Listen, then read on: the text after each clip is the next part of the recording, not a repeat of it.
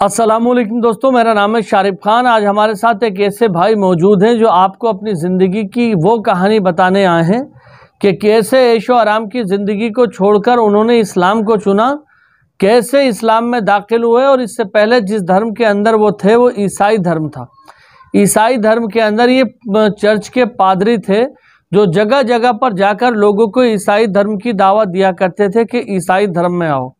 जो दुनिया को बुलाने वाला शख्स था वो खुद ही ईसाई धर्म से इस्लाम में चला गया और सुम्मा अल्हम्दुलिल्लाह मुकम्मल इस्लाम में ईमान वाले व्यक्ति बनकर बैठे हैं।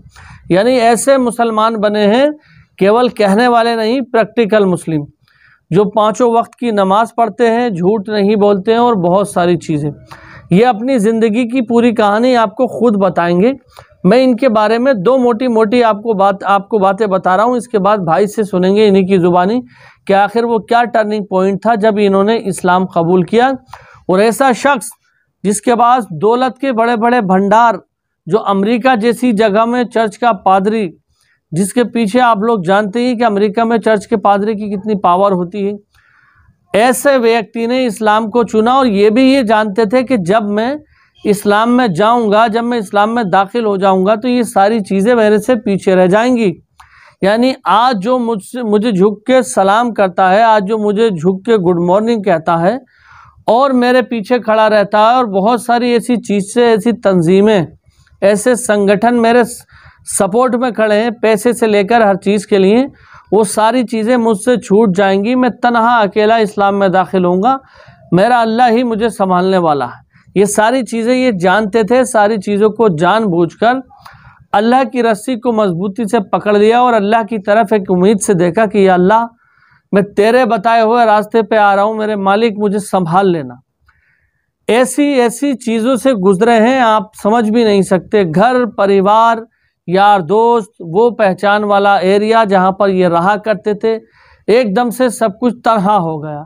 लेकिन अल्लाह की रस्सी को इन्होंने फिर भी नहीं छोड़ा। तो अब मैं ज़्यादा बातें नहीं करूँगा, भाई खुद बताएंगे अपनी ज़िंदगी की पूरी कहानी अपने शब्दों में। ये क्योंकि लैटिन अमेरिका के रहने वाले हैं तो इनकी भाषा अंग्रेज़ी थी, लेकिन कंप्यूटर के द्वारा ट्रांसलेट करके हिंदी भाषा बनाई गई है। अब आप जो सुनेंगे वो हिंदी भाषा होगी ताकि आपको सही से समझ में आ जाए। और इसी के साथ साथ आपसे ये भी कहना चाहूँगा कि इस वीडियो को अगर आप छोड़कर जाना भी चाहें तो 1 या 2 मिनट तक इस वीडियो को देखना, उसके बाद ये आपके जहन में ऐसे उतर जाएगी कि फिर आप इसको छोड़कर जाओगे नहीं। तो वीडियो में देरी नहीं करते हुए शुरू करते हैं वीडियो। मेरा जन्म अमेरिका में हुआ था। मैं एक कैथोलिक और प्रोटेस्टेंट परिवार में पैदा हुआ था और इसलिए मैं ईसाई धर्म की इन दो धाराओं के बीच बड़ा हुआ। अपनी किशोरावस्था में मुझे कुछ संघर्षों का सामना करना पड़ा और फिर अपने 20वें दशक के अंत में मैं मुस्लिम बन गया। तो पिछले 25 वर्षों से 2 और आधे साल की शिक्षा के बाद मैं पादरी बनने की पढ़ाई कर रहा था। मैंने इस्लाम अपना लिया और मैं मुस्लिम समुदाय की सेवा पर ध्यान केंद्रित कर रहा हूँ, दावत और शिक्षा पर ध्यान केंद्रित कर रहा हूँ। तो आपका जीवन आस्था के संबंध में कैसा था? आप किस पर विश्वास कर रहे थे? मैं एक काफ़ी धार्मिक पृष्ठभूमि, काफ़ी धार्मिक परिवार में बड़ा हुआ। मेरे पिता का पक्ष प्रोटेस्टेंट का पालन करता था और वे चर्चों के संस्थापक भी थे, और मेरी माँ का पक्ष कैथोलिक का पालन करता था और वे कैथोलिक चर्च के प्रति काफ़ी समर्पित थे। मेरा झुकाव ईसाई धर्म के रोमन कैथोलिक ओरिएंटेशन की ओर अधिक था। तो अपनी किशोरावस्था में मैंने थोड़ा संघर्ष किया धार्मिक होने का अर्थ समझने में, एक ऐसे समाज में जो तेजी से धर्मनिरपेक्ष हो रहा था। जिस शहर में मैं बड़ा हुआ वहाँ यह काफ़ी तीव्र था। जैसे आप जानते हैं, हमें अपराध और नशीली दवाओं से सामना करना पड़ा, और यहाँ तक कि संगीत भी सोचने और व्यवहार करने के ऐसे तरीकों के लिए खुल रहा था जो समाज में सामान्य नहीं थे। मेरे शुरुआती किशोरावस्था में मैंने एक बहुत ही अंधेरे वास्तविकता का अनुभव किया कि एक इंसान होना क्या होता है। और जब मैं किशोरावस्था के आखिरी पड़ाव से बाहर आने लगा तो मैं अधिक धार्मिकता की तलाश में था और मेरी दृष्टि दुनिया को लेकर बहुत नकारात्मक थी। मैं सोच रहा था कि दुनिया का अंत आ रहा है, ये आखिरत की तैयारी का समय था और इसी तरह की बातें, इसलिए मैं विपरीत एक्सट्रीम पर चला गया। विपरीत एक्सट्रीम ये था कि मैं सब कुछ छोड़ देना चाहता था और खुद को केवल एक सीमित इबादत में समर्पित करना चाहता था और दुनिया से खुद को अलग करना चाहता था, और एक पादरी बनना उस यात्रा का एक हिस्सा था। मैं वास्तव में उससे पहले एक साधु बनना चाहता था, लेकिन फिर मैंने वह रास्ता नहीं अपनाया और मैंने 2 और आधे साल तक पादरी बनने के लिए पढ़ाई की और फिर वहां मैंने इस्लाम में आने का फैसला किया। ये 2.5 साल आपके लिए कैसे बीते और उन वर्षों में आपने क्या अनुभव किया जिससे आपने मुस्लिम बनने का निर्णय लिया? पादरी बनने के लिए अध्ययन करने के लिए आप केवल धार्मिक शिक्षाओं का अध्ययन नहीं करते, बल्कि आपको दर्शन शास्त्र का भी अध्ययन करना होता है। आपको अन्य धर्मों का भी अध्ययन करना होता है, न कि केवल अपने धर्म का। तो फिर मेरे दार्शनिक अध्ययन से आने वाली विचारों की चुनौती के साथ इसने मुझे प्रश्न करने पर मजबूर किया। और जहां मैं भावनात्मक रूप से था, जैसा कि मैंने आपको बताया, मैं वास्तव में दुनिया में बहुत अधिक शामिल नहीं था। इसलिए मैंने खुद से पूछना शुरू किया, खैर धर्म का जीवन के लिए क्या मतलब है। और वहीं मैंने देखा कि आप जानते हैं, मेरा ईसाई धर्म का अभ्यास वास्तव में परिवार के जीवन, समाज और इसी तरह की बातों को डील करने में सक्षम नहीं था। ये था जो विचार हमें दिया जा रहा था, वह यह था कि धार्मिकता का मतलब है कि आपको दुनिया से अलग होना चाहिए, और जो लोग शादीशुदा हैं या समाज में हैं उनकी धार्मिकता कमतर होती है। तो मेरे लिए यह समझ में नहीं आया कि पैगंबर ने बनी इस्राएल को ईश्वर के एक होने को सिखाने के लिए संघर्ष किया, और फिर अंत में आप जानते हैं हम कह रहे हैं कि ईश्वर एक इंसान है। फिर हम इब्राहिम अलैहिस्सलाम और मूसा अलैहिस्सलाम के संघर्ष को जानते हैं। इसीलिए अंत में यह बहुत अधिक समझ में नहीं आया। साथ ही जब मैं पादरी बनने के लिए अध्ययन कर रहा था, तो हम अक्सर जिन साम्स का पाठ करते थे उसमें ईश्वर ने बुराई का निर्माण किया है, ये बात साम्स में बहुत स्पष्ट थी। लेकिन ईसाई धर्मशास्त्र में यह कुछ और ही था। इसलिए तौहीद का विचार मेरे लिए एक बहुत महत्वपूर्ण प्रश्न बन गया, जैसे कि तौहीद का वास्तव में क्या मतलब है। तो वे यह भी जानते हैं कि यीशु कौन है, और मैंने इसे अन्य प्लेटफार्मों पर उल्लेख किया है कि यीशु के बारे में स्पष्ट समझ नहीं थी, जिस तरह से हमें पैगंबर मोहम्मद सल्लल्लाहु अलैहि वसल्लम के जीवन के बारे में है। हमारे पास ऐतिहासिक डेटा है, यह सिर्फ भावनात्मक नहीं है, यह कल्पना नहीं है। और फिर सवाल यह आया कि उन लाखों लोगों के साथ आप क्या करते हैं जो अन्य आस्थाओं से हैं। क्या आप कहते हैं कि वे नर्क में जा रहे हैं? आप उस रियलिटी से कैसे निपटते हैं? तो उन चीजों ने वास्तव में मुझ पर प्रभाव डाला और मुझे सवाल करने के लिए मजबूर किया। वही चीजें थीं जिन्होंने मुझे इस्लाम की ओर धकेला। और इस्लाम की ओर आपकी यात्रा कैसे शुरू हुई? वह कौन सी चीज थी जिसने आपकी यात्रा शुरू की? यीशु के प्रति मेरा प्रेम। मैं जानना चाहता था कि यीशु कौन थे। जब आप इस्लाम अपनाते हैं तो आपको एहसास होता है कि यह एक घटना नहीं है, कई अलग अलग घटनाएं होती हैं, लेकिन हमेशा एक मुख्य चीज होती है जो आपको आगे बढ़ाती है। लेकिन यीशु के प्रति मेरा प्रेम ही वह था जिसने मुझे इस्लाम की ओर धकेला।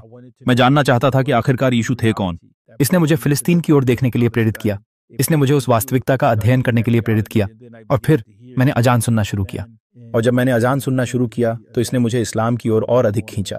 लेकिन ईश्वर की सच्ची उपासना करने और यीशु को वास्तव में जानने की मेरी इच्छा ने मुझे खुद से सवाल करने पर मजबूर कर दिया, जैसे इसका वास्तव में क्या मतलब है। और इसलिए मुझे उन प्रकार के मुद्दों पर काम करना पड़ा, जैसे उपासना के आदर्श के रूप में यीशु वास्तव में कौन है, यीशु की वास्तविक शिक्षाएं क्या थीं। क्या यीशु ने कहा कि वह ईश्वर हैं, या यीशु हमें एकमात्र ईश्वर का अनुसरण करना सिखा रहे थे? और यहाँ तक कि ईसाई विद्वानों में भी पिछले 200 वर्षों से यह विचार संदेहास्पद रहा है कि यीशु ने कहा कि वो ईश्वर हैं। यह मुसलमानों द्वारा अपनी धारणा थोपना नहीं है। यह यहूदी नहीं है, यह खुद ईसाई हैं जो अपनी विद्वता में कह रहे हैं कि नहीं, हमारे पास वास्तविक ठोस सबूत नहीं है। ऐसी चीजें हो सकती हैं जो वैसी दिखती हैं, लेकिन हमारे पास वास्तविक ठोस सबूत नहीं है। और इस प्रकार का प्रश्न प्रोटेस्टेंट ईसाई धर्म से आया। यीशु के प्रति मेरे प्रेम ने मुझे दिखाया वह कौन थे। ईश्वर के प्रति मेरे प्रेम ने मुझे यह दिखाया कि यीशु ईश्वर नहीं हो सकते, क्योंकि वह मूर्ति पूजा होगी। लेकिन यहाँ एक दिलचस्प बात है, जब मैंने प्रैक्टिस शुरू किया, और मुझे यह उल्लेख करना चाहिए, जब मैंने कैथोलिक धर्म की प्रैक्टिस शुरू की, मैंने आपको बताया कि मैं धार्मिक बनने लगा, क्योंकि किशोरावस्था में मेरे जीवन में एक बुरा अनुभव हुआ था। लेकिन जिसने मुझे मेरे ईसाई धर्म पर सवाल उठाने के लिए प्रेरित किया, वह मेरा चचेरा भाई था, क्योंकि उसने मुझसे पूछा, उसने कहा, तुम उस पर विश्वास करते हो, लेकिन तुम्हें क्या कहना है? क्योंकि मेरा चचेरा भाई मुसलमानों से बातचीत कर रहा था। उसने कहा, लेकिन इन लाखों मुसलमानों के बारे में क्या? क्या आप दावा कर रहे हैं कि वे नरक में जाने वाले हैं? वे नेक लोग हैं। तो मेरे चचेरे भाई, वह मुसलमानों के साथ काफी घुल मिल रहे थे, और वह मुझे मुसलमानों के समूह में ले जा रहे थे, और वे मुझसे सवाल करते थे, और उससे मुझे ईसाई धर्म का अभ्यास करने में अधिक रिसर्च ओरिएंटेड बनने के लिए मजबूर होना पड़ा। कई मायनों में वही थे जिन्होंने मुझे इस्लाम का अधिक गहन दृष्टिकोण दिया, और कुछ समय के लिए उन्होंने अपनी शहादा नहीं ली। जब मैंने अपनी शहादा ली तो मैंने आधी शहादा ली, ला इलाहा इल्लल्लाह। हमें सिखाया गया था कि यीशु के बाद कोई नबी नहीं आएगा। तो मेरे लिए सवाल था, क्या पैगंबर मोहम्मद एक दज्जाल हैं? नाउजु बिल्लाह। हम जो इस्लाम में समझते हैं, क्या वो झूठे पैगंबर थे? क्योंकि यही सिखाया जाता है कि यीशु के बाद जो भी आता है वह झूठा पैगंबर है। तो मुझे डर था कि रुको एक सेकंड, लेकिन वननेस ऑफ गॉड, क्योंकि जब आप बाइबल में देखते हैं तो बाइबल कहती है, सुनो इजराइल, तुम्हारा खुदा एक है। और आप 10 कमांडमेंट्स को देखते हैं, और 10 कमांडमेंट्स आपको सिखाती हैं कि उस एक खुदा के अलावा कोई अन्य खुदा नहीं होना चाहिए, जो कि मूल रूप से शहादा है। तो मैंने कहा, मैं यहाँ तक आऊंगा जो मुसलमानों के लिए स्वीकार्य नहीं है, क्योंकि वे चाहते हैं कि आप पूरी शहादा स्वीकार करें। लेकिन मैंने कहा मैं यहाँ तक आऊंगा और बाकी की चिंता बाद में करूंगा, क्योंकि मैं विश्वास करता हूँ, मैं इसके लिए आश्वस्त हूँ। जब मैंने पादरी बनने की पढ़ाई छोड़ी तो मैं एक संकट से गुजरा। मैंने पहले ही बौद्ध धर्म का अध्ययन किया था, मैंने ईसाई धर्म के अन्य संस्करणों का अध्ययन किया। मैं पैगंबरों में विश्वास करता था, इसलिए मैं उसे छोड़ना नहीं चाहता था, लेकिन मुझे यह नहीं पता था कि किस दिशा में जाना है, और मैं नास्तिक नहीं बनना चाहता था। मुझे यहूदी समुदाय से जुड़ाव महसूस नहीं होता था, क्योंकि आप जानते हैं उनकी नस्ल आधारित प्रतिबद्धता के कारण आपको उनके एथनिक ग्रुप का हिस्सा होना पड़ता है, और इसलिए यह एक वास्तविकता है। और इसलिए मैंने कहा केवल एक चीज़ बची है और वह है इस्लाम। तो मैं इस हद तक आऊँगा और बाकी की चिंता बाद में करूँगा। और फिर जब मैंने अधिक से अधिक अध्ययन करना शुरू किया तो चीज़ें मेरे लिए अधिक स्पष्ट हो गईं। तो मुझे यीशु के बारे में स्पष्ट नहीं था और मुझे पैगंबर मोहम्मद सल्लल्लाहु अलैहि वसल्लम के बारे में स्पष्ट नहीं था, लेकिन मैं ला इलाहा इल्लल्लाह पर स्पष्ट था। और फिर मैं पैगंबर मोहम्मद सल्लल्लाहु अलैहि वसल्लम के बारे में अधिक स्पष्ट होने लगा। फिर आपको किस बात ने यह विश्वास दिलाया कि पैगंबर मोहम्मद ईश्वर के पैगंबर हैं? तो आपने क्या सीखा जिससे आप इस तरह सोचने लगे?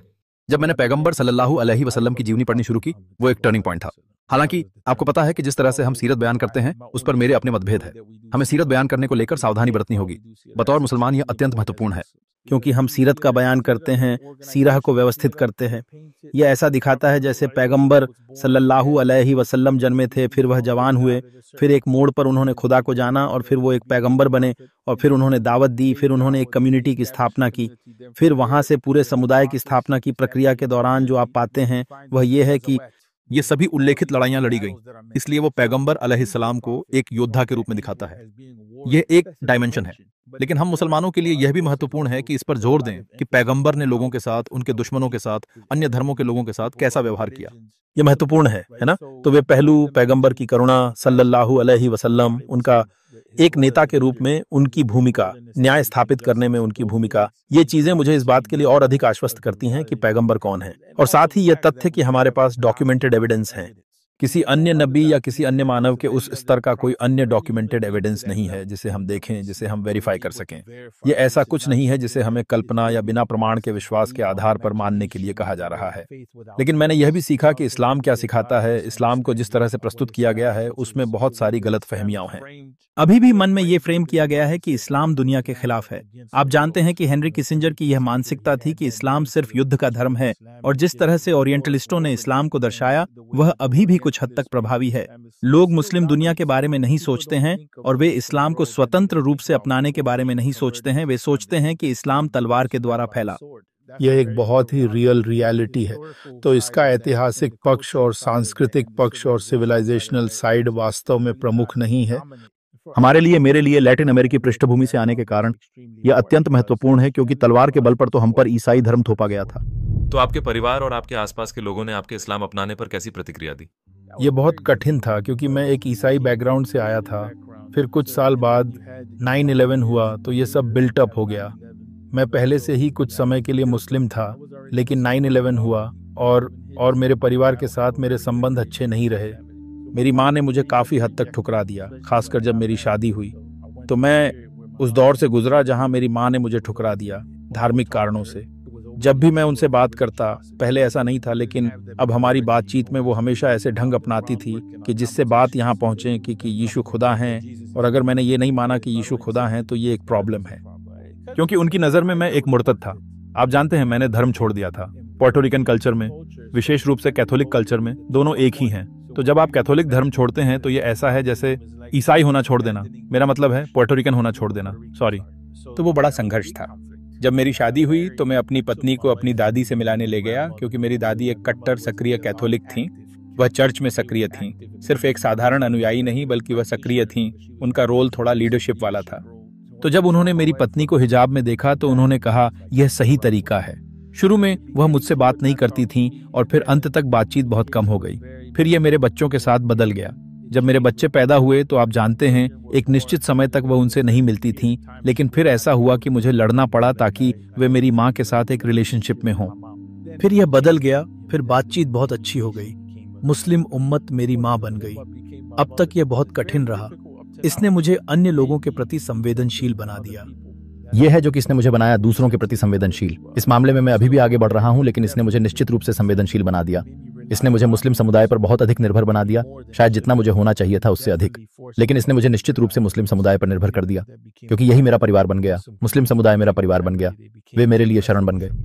और क्या आपके परिवार के किसी सदस्य जैसे एक्सटेंडेड फैमिली मेंबर्स ने आपके बाद इस्लाम अपनाया है? हाँ, मेरे चचेरे भाई मुस्लिम बन गए, वही जिन्होंने मुझे इस्लाम में आने के लिए प्रेरित किया। वो मेरे भाई जैसे थे, वह मेरे चचेरे भाई जैसे थे। हम साथ बड़े हुए, और जब मैं मुस्लिम बना तब वो मुस्लिम नहीं बने, इसलिए मैंने सोचा कि वह मुस्लिम बन जाएंगे। और इसलिए ऐसा था कि वो अभी भी बहुत सी चीजों से जूझ रहे थे, तो मैं अपनी यात्रा पर था, जैसे इस्लाम का अध्ययन करना और दावत देना वगैरह। तो मुझे किसी तरह आगे बढ़ते रहना पड़ा, इसलिए ये कठिन था।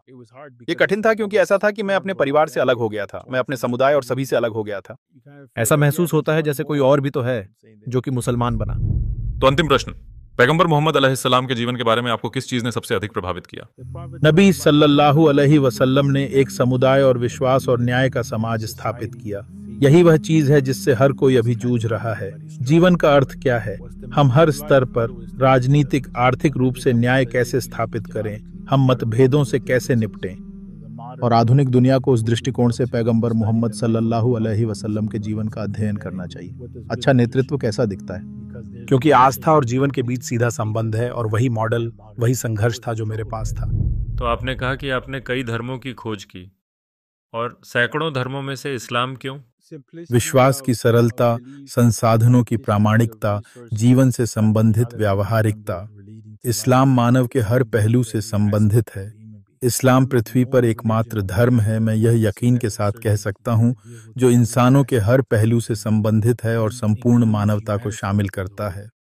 यह एक नैतिकता या जनजाति या नस्ल पर आधारित नहीं है, बल्कि पूरी मानवता के लिए है। जीवन के हर स्तर पर मार्गदर्शन देता है, जीवन का जश्न मनाता है। जीवन बहुत सुंदर और सकारात्मक है, और इंसान अच्छा है। इंसान का मूल बहुत आशावादी, इस संदर्भ में बहुत आशान्वित है। कल्पना कीजिए कि एक ईसाई आपके पास आता है, आप उन्हें इस्लाम को केवल 1 मिनट में संक्षेप में कैसे बताएंगे? मैं हमेशा कहता हूँ कि इस्लाम संक्षेप में, जो हमारे पास 10 कमांडमेंट्स में है, केवल खुदा की इबादत करना और खुदा के अलावा कोई अन्य खुदा नहीं और मूर्तियां नहीं रखना। हम यीशु की वास्तविकता की पुष्टि कर रहे हैं, यीशु की शिक्षाओं की पुष्टि कर रहे हैं, यीशु के मिशन को पूरा कर रहे हैं। यीशु प्रेम और करुणा की ओर इशारा कर रहे थे, और आप यह पैगंबर मोहम्मद सल्लल्लाहु अलैहि वसल्लम के जीवन में पूरी तरह से सीखते हैं, जो पूरी मानवता के लिए हैं। और यीशु ने खुदा का एक होना सिखाया, और खुदा की इबादत करने के लिए, और एक सरल आस्था, सरल जीवन जीने के लिए। तो ये सभी बातें आपको इस्लाम में अधिक स्पष्टता के साथ मिलती हैं। लेकिन यीशु एक मुस्लिम थे, उन्होंने खुदा के प्रति समर्पण किया। मुस्लिम, इसका सरल अर्थ है खुदा की मर्जी के आगे समर्पण करना। यीशु ने ऐसा किया। हाँ, और अंत में अगर दुनिया के सभी गैर मुस्लिमों से बात करने का मौका मिले तो आप उनसे क्या कहना चाहेंगे, अगर आपके पास सिर्फ कुछ क्षण हो? अपने आप को कुरान के संपर्क में आने से वंचित न करें। दुनिया की शुरुआत से ही यहाँ पर एकमात्र प्रामाणिक धर्म इस्लाम है। आपके लिए इसकी प्रकाशना अब तक सुरक्षित है, और यह आसान भाषा में है।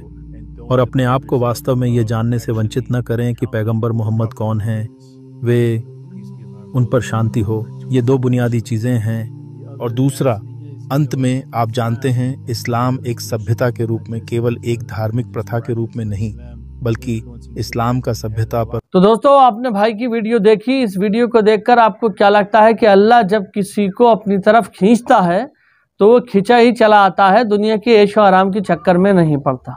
शायद आप में से बहुत सारे लोगों के साथ ऐसी घटनाएं हुई होंगी कि जो आप करना नहीं चाहते और वो हो गई, या फिर आप किसी ऐसे काम को करना चाहते हैं जो बहुत लाख कोशिश करने पर भी हो नहीं पा रहा, और एक बार अपने अल्लाह की तरफ आंख उठाकर तो आपने दुआ मांगी होगी और वो काम फौरी तौर पर आपका हो गया होगा। मैं अपना पर्सनल एक्सपीरियंस ऐसा बता रहा हूँ कि मेरे अल्लाह ने कई जगह जगह पर मुझे ये एहसास दिलाया है कि बंदे, इन्नल्लाह अला कुल्ली शैइन कदीर, यानी हर शे पे कुदरत रखने वाला अल्लाह है, और मैं इस काम को करने में कुदरत रखता हूँ। यानी कुछ ऐसी जगहों पर जहाँ पर ये उम्मीद थी कि यहाँ पर ये काम हो ही नहीं सकता और अल्लाह से दुआ मांगी है, तो ना उम्मीदी वाला काम भी उम्मीद में बदल गया है और वो फौरी तौर पर हो गया है। तो अपने अल्लाह की तरफ एक बार रुजू हो। अगर आप किसी परेशानी में हो, आपका कोई काम नहीं बन रहा है, तो एक बार सर सजदे में रख के अल्लाह से दुआ मांगो, और ऐसा फील करो, ऐसा तवक्कुल करो कि अल्लाह आपको बिल्कुल सुन रहा है और आपके बिल्कुल करीब है।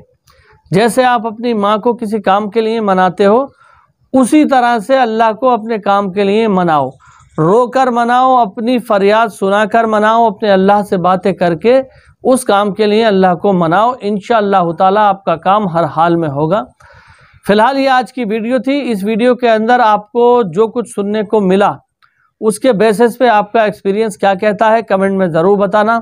इसी तरह की और भी बहुत सारी वीडियो लेकर मैं हर दिन आता रहता हूं।